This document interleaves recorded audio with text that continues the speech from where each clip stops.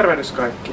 Me ollaan Li Anderssonin ja Mikael Brunellan kanssa kirjoitettu Äärioikeisto Suomessa tietokirja ja meidän mielestä tämä kannattaa lukea kaikkien, jotka on kiinnostuneita siitä, mistä erilaiset fasistiset ja oikeistopopulistiset liikkeet ammentaa ideoitaan, millä tavalla ne on uusiutunut historiallisista painolastistaan ja pyrkii toimimaan tänä päivänä sekä väkivaltaisina katuliikkeinä että parlamenteissa ja niin sanottuna sisäsiistinä äärioikeistona.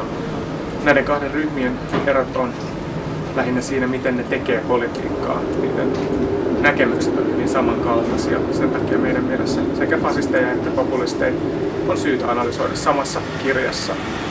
Suomessa tämä on tullut erittäin ajankohtaiseksi sen jälkeen, kun perussuomalaiset on vallannut tilaa politiikassa jytkyllään, ja tämä on myös aiheuttanut sen, että kaikki muut puolueet on äänestäjäkadon patoamiseksi ottanut tämmöisiä enemmän tai vähemmän rasistisia sananpainoja omakseen.